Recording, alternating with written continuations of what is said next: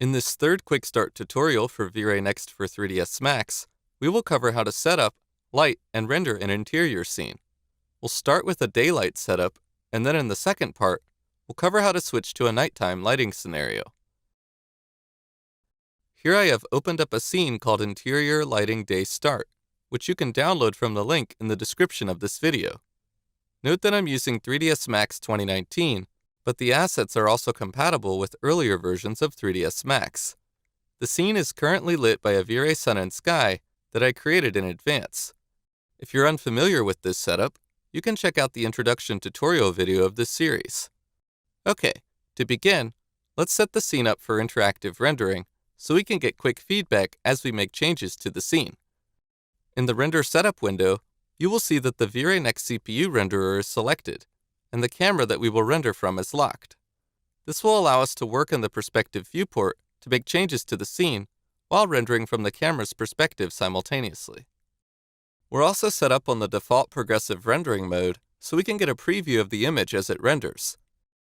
The only thing I'm going to change is the render time limit. I'm going to set this to 0 so that the render will not be limited by time. Next, let's head to the Global Switches rollout and enable the Override Material option. This will apply an override material to the scene geometry so I can better see what's going on with the lighting. I'm going to specify a generic gray V-Ray material from the material editor that I created in advance by simply linking the material to the None button here as an instance. Also, let's click Exclude to exclude objects with glass materials from the override, so that way I'll still get light inside the house through the windows. All the windows and other glass elements are attached to the house glass object here in the list, so just add it to the exclusion list and make sure that the mode is set to exclude up top. Also, let's add the V-Ray denoiser render element.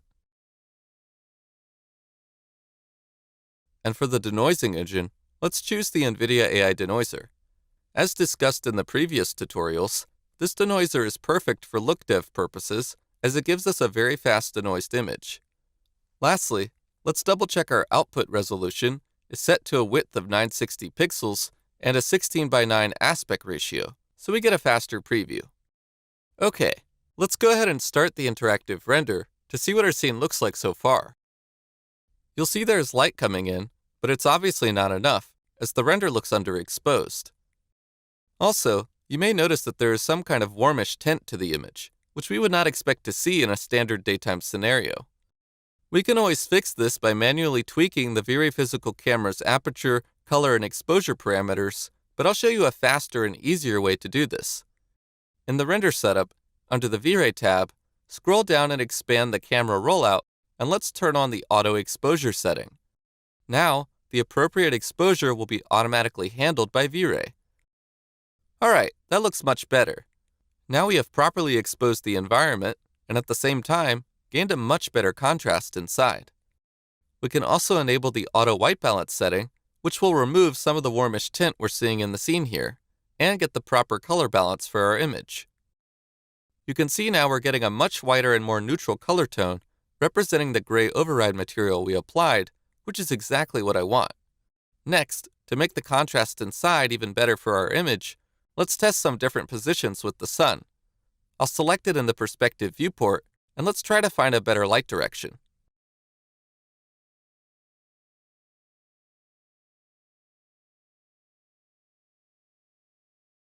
Okay, I like how the shadows look here, so now let's make them more pleasant and less sharp by increasing the size of the sun.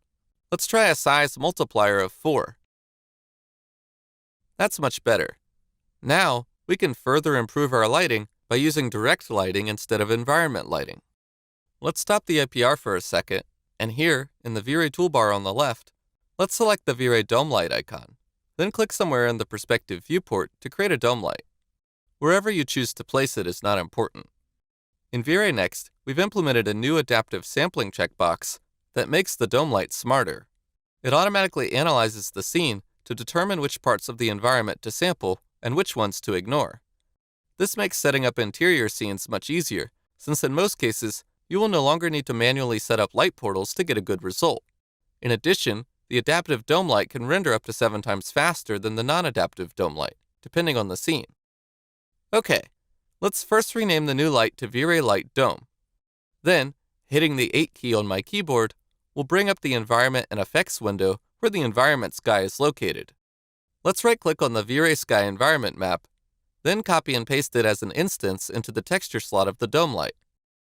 Now, our V-Ray Sky is mapped into the dome light and will be used for lighting the scene, automatically taking advantage of the dome light's adaptive algorithm for even faster results. Now let's close the Environment and Effects window and start an interactive render again. Okay, we're all set with our daylight setup, so let's proceed to do a final render of the scene with all of the materials. In the V-Ray tab, let's first turn off the override material. Then, in the Progressive Image Sampler rollout, I'll increase the noise threshold a bit to something like 0.01. This parameter determines the desired noise level in the image, and since we'll use the denoiser, we can set a higher noise level to make the render faster. Next, here in the Render Elements tab, let's switch from the NVIDIA AI denoiser to the default V-Ray denoiser, which is recommended for production rendering as it gives consistent results. I'll leave it to the default preset, which I think will work fine for our scene. Lastly, let's set the output resolution width to 1400 pixels, and when you're ready, press render. As you can see, we already have a pretty clean image. One advantage of progressive rendering is that we could choose to stop the render now, or whenever we're happy with the result. In this case, however, I'm going to speed up the video here and leave it to reach the noise threshold that I've set. Okay, our daytime render is complete. Let's see how we can improve it a bit by making some basic color corrections right here in the V-Ray frame buffer. Simply click on the Show Corrections control icon at the bottom left here to bring the menu up, and then click on the Exposure tab to expand the exposure controls. Let's check the box to enable them and play with the values here. Just be careful not to overdo it, or you'll lose the exposure and contrast in the raw render and risk making the image appear flat. I'm also going to play with the saturation a bit, but you should feel free to explore the rest of the tabs to see how they affect the image and find a look that suits your preference. Lastly, let's load in a LUT file or lookup table file, which is used for color grading. These files let you save and load in predefined color values. Make sure to check the LUT option on, and then let's uncheck Convert to Log Space, since the LUT file I'm going to use is meant to work in linear color space. Then, let's load in the file called interiorlightingday.cube, which you'll find in the Assets folder of this project. Since the LUT is not prepared specifically for this image, the effect is too strong, so let's bring the weight value down a bit until the image appears pleasant. Something around 0.2 works pretty nicely for my taste. When you're happy with the result, don't forget to check the Save in Image option to apply the changes from the LUT when we go to save the image. In V-Ray Next, we also have the ability to save the color corrections we make here in a special file for later use. Simply click the Globals button and press Save to type a name for the color corrections file and save the corrections. Okay, now let's save our final image with all the corrections we've made to our hard drive. Click on the Save Current Channel icon in the center of the frame buffer, type a name for your image, and select the file type that you want to use. I'm going to choose PNG, and then I'll click Save with the default PNG configuration. Next, let's explore a different method for lighting our scenes, known as image-based lighting. This method uses HDR images for casting light in the scene, which if you saw from the Lesson 2 Quick Start videos in this series, HDR eyes allow you to easily emulate a natural light atmosphere. To start, let's close the color corrections in the V-Ray frame buffer, and then in the render settings, let's lower the output size to 960 by 540 for a faster preview.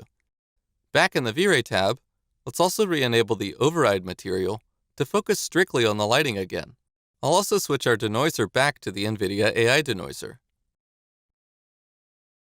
Next, let's select the V-Ray Sun and disable it.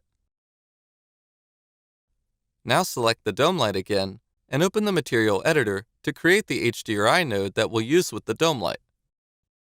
Right-click on Empty Space and go to Maps, V-Ray, and select V-Ray HDRI. Let's rename the node appropriately, and then load in an HDRI called 02 Dry Field. HDR images are very useful because they capture a greater range of luminosity than a traditional photograph, and when used with the V-Ray dome light, They are placed in a hemispherical or spherical shape around our scene, casting light that can easily be tweaked by rotating their position. In this case, let's change the mapping type to spherical, since our HDR image is a spherical panorama. Let's then link it as an instance to the dome texture slot, replacing the V-Ray sky map, which we no longer need. Now, our dome light will cast light using all the colors and intensity of the HDR image we loaded in. Okay, let's move the material editor over to the right and bring up the V-Ray frame buffer here again. Let's resize it to have a clearer view of the material editor, and then start an interactive render. Alright, I'm liking how that looks already. Now you can see how easy it is to change the overall mood of the image just by loading in an HDRI into the dome light. You can also change the mood by adjusting the rotation of the HDRI using the horizontal rotation parameter. Let's try a couple of random rotations.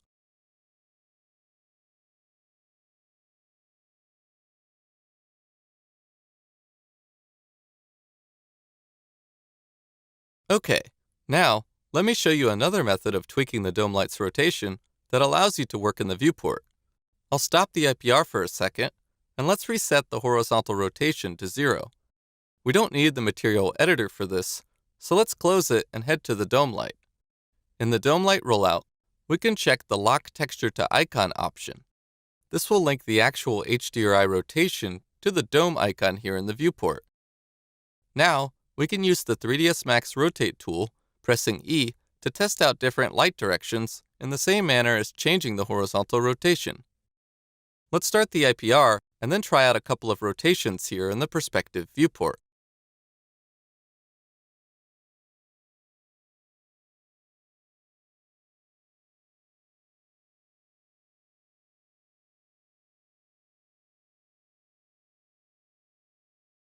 Okay, I'm happy with this position, so let's stop the IPR and proceed to set up our final render settings. I'm going to set the resolution width to 1400 again, and then in the V-Ray tab, turn off the override material so our materials are enabled. Down below, let's switch from rendering with the progressive image sampler to bucket rendering. Here in the bucket image sampler settings, I'll leave everything by default, as these settings should work pretty well for most situations. Then, let's switch to the default V-Ray denoiser once again. When you're ready, go ahead and press render.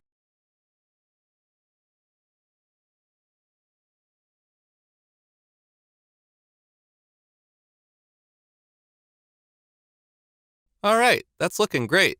I'm also really enjoying the sun hotspots here. Now I'd like to show you how to load in some pre-made color corrections. Let's open the Corrections Control panel again, and from the Globals button, select Load. Now, browse to the Assets folder and open the Interior Lighting Day CC02 file, which I've prepared in advance. This is the same V-Ray file type for global color corrections that we saved earlier on. And that's it. The color corrections are applied, and you've now seen how to both save and load in color corrections from the VFB. Now you can feel free to tweak them further if you'd like. Lastly, let's explore how we can save our images and then later load them into the V-Ray frame buffer and make different color corrections to them. First, I'll uncheck all the corrections I've made so far so that I only have the raw data in the image as V-Ray rendered it. Next, click on the Save icon, type in a name for the render, for example, Interior Lighting Day 02, and then let's select the VR image format as our file type. The VR image file type is a special format used by the VFB to save images in full floating point format with all available render elements. Now, our render will be saved with the V-Ray data from the VFB, so we can load it in again in the VFB later for tweaking. Note that if you save the VR image file with color corrections applied, they will be embedded into the file as part of the image. To demonstrate, I'll load in a render that I've made with another HDRI, which you can find in the asset folder called 03 Spruit Sunrise.hdr. This was saved with color corrections enabled, so further tweaking will happen on top of the ones already embedded in the image. Alright, now let's move on to part 2 of our interior lighting tutorial, where we will explore how to set up a nighttime interior lighting scenario. In addition, we'll touch on the updated V-Ray lens effects. I'll see you in the next lesson.